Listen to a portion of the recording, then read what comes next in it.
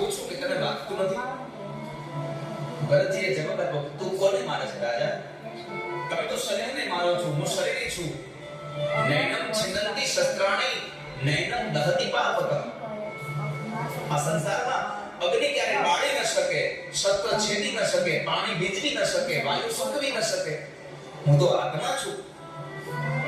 જ્ઞાનની વાત કરી એટલે રઘુગણે પૂછ્યું કે મહારાજ તમે છો કોણ? તમે બ્રાહ્મણ તો નથી વિચાર?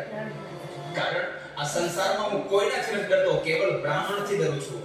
નાહમ વિશંકે સુરરાજ વજ્રા. હું ઇન્દ્રના વજ્રથી નથી ડરતો, શંકરના ત્રિશૂળથી નથી ડરતો, યમના દંડથી નથી ડરતો. હું ડરું છું તો કેવળ ને કેવળ એક બ્રાહ્મણના અપરાધથી ડરું છું. કારણ કે ઇન્દ્રનું વજ્ર, શંકરનું ત્રિશૂળ અને યમનો દંડ મારવા ચાહે તો મને એકને મારે, પણ જો બ્રાહ્મણનો અપરાધ થઈ જાય અને શ્રાપ મળી જાય તો મારા આખા કુળનો નાશ થઈ જાય. માટે હું બ્રાહ્મણના અપરાધથી ડરું છું. તમે બ્રાહ્મણ તો નથી ને કોઈ? ભરતજી મહારાજે બીજી જ્ઞાનની વાત કરી. હું કોણ છું એની તો શોધ માટે નીકળ્યો છું. હું કોણ છું?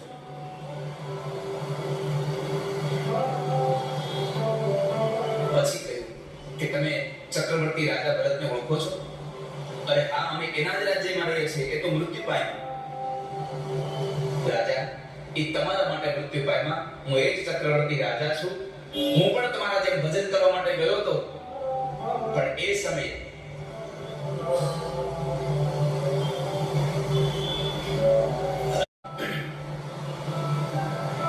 જે માણસે ભક્તિ કરવી હોય ને એને અહંકાર ન કરવો જોઈએ.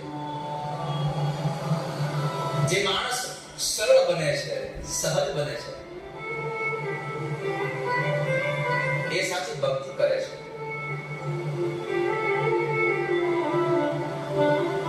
જેને જેને ભક્તિ કરવી છે સરળ બને.